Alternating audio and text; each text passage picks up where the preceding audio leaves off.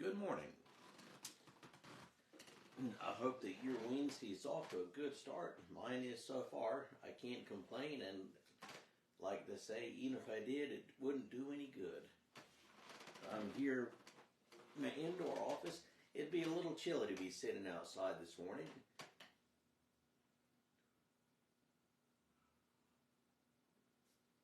My favorite mug, pardon me, frog in my throat, Yahweh, the little scribbling there on this mug is Yahweh, the holy name for God. So today is actually in the life of the church All Saints Sunday, and in previous years I have talked about what All Saints Sunday is. So if you don't know what that is, you can go back. If you scroll back far enough on Facebook, you can see what I've done talking about it in prior years, or you can go to my YouTube channel and catch what I've said about All Saints Sunday, All Saints Day then. And this coming Sunday we'll be celebrating All Saints in my little corner of the kingdom. Most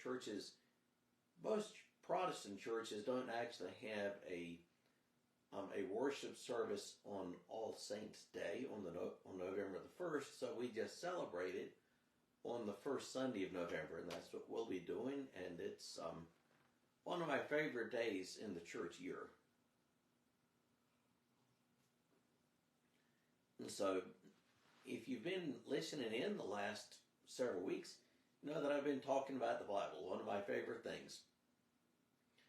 And so I talked about several translations that I like, that I think could be useful for you, depending upon what your purpose is. And then I talked a little bit one Wednesday about study Bibles, how to use a study Bible, some of the dangers of a study Bible, and I referred to 2 or 3 that are pretty good. And since then, I've been trying to point out ways that we can read and interpret the Bible. Tips, strategies for reading and interpreting on your own. So how do we read the Bible without using the cheat sheet, which is the footnotes in a study Bible? How do we read it? What do we do with it? Really, I think that what happens in reading the Bible is people just assume that they can't. They just assume that they can't understand it, and so therefore they don't read it. And the reason they don't understand it is because they don't read it, and they don't read it because they don't understand it, and it becomes sort of a circular thing. So really, we just need to read. Read chapters at a time. And that's the best thing. The best way to learn to interpret is simply to read it. Just read it. But beyond that,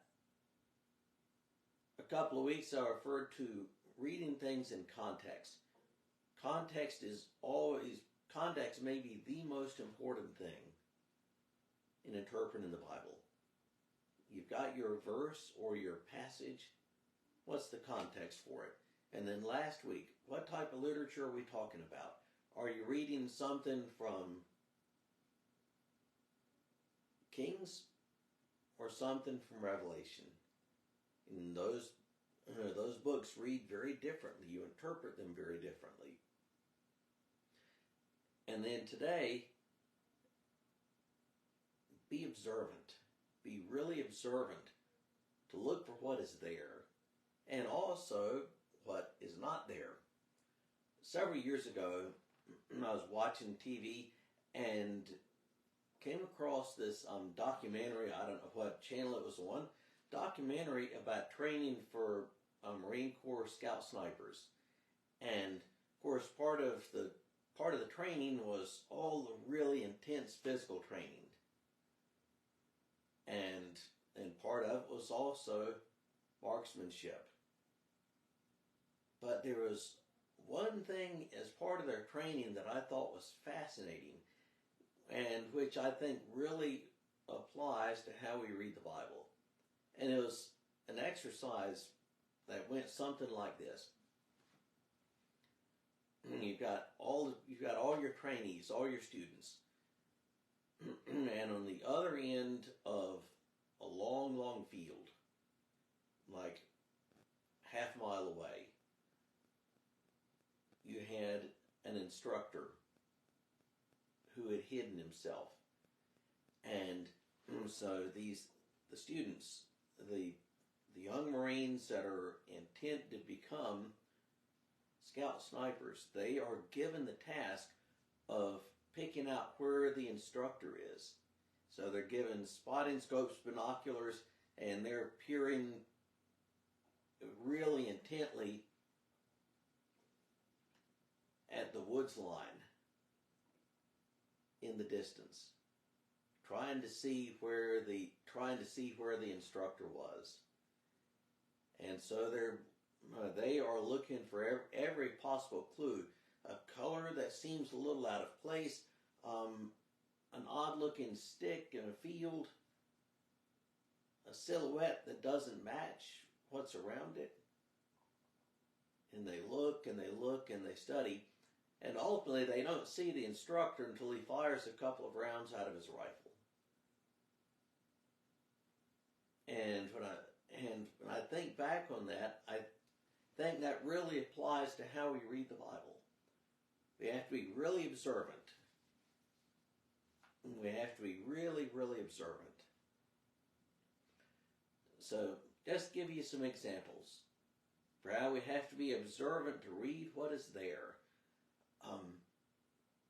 And it is also, it's dangerous when we read the Bible sometimes. We think we know something. You get to a passage that you think you know, and because you think you know it, you don't read it quite as deeply. And in that case, we can miss stuff.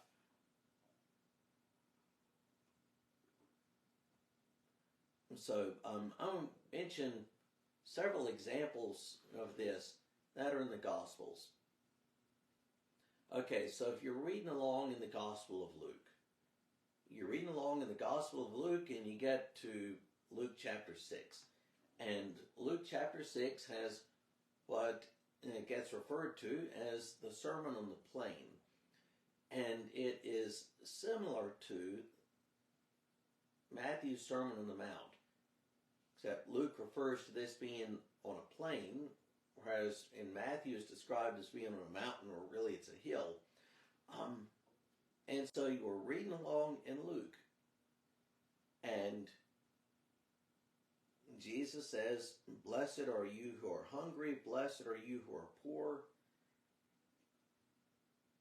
But what we can tend to do, if we're not careful, is we read Matthew into Luke. We're reading along, "Blessed are you who are hungry, blessed are you who are poor," and we read into that, "Blessed are those who hunger and thirst for righteousness. Blessed are the poor in spirit." And that's not there in Luke. In Luke, it is, "Blessed are you," as he's speaking to the disciples who are poor. "Blessed are you," speaking to the disciples who are hungry. Very different things. In Matthew, he's talking to a large crowd of people. "Blessed are the poor in spirit. Blessed are those who hunger and thirst for righteousness." That is saying something different than looking at his disciples to say, "Blessed are you who are hungry. Blessed are you who are poor." And we can tend, if you're reading through Luke chapter 6, it might be easy to skip what comes right after Luke's version of the Beatitudes, which is a corresponding series of woes. Woe to those who are full now. So be careful to read what is there and not what is not there. I think that most people, when they read the Bible, they get to all the genealogies, And we start reading the genealogies, and how many of us speed read the genealogies or just skip them? So-and-so begat so-and-so who begat so-and-so, and all of these so-and-sos are some weird, impronounceable Hebrew word you can't pronounce unless you've had Hebrew in seminary or something. And you just skip it all. You speed read through it.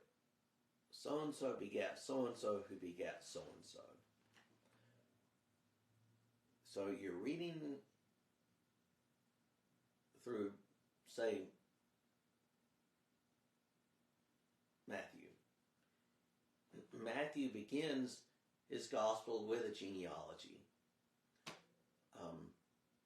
And we can just speed read right on through Matthew's genealogy in a rush to get to the birth narrative. If you get through the genealogy faster, then you can get to the story of the birth of Jesus, which we all really like.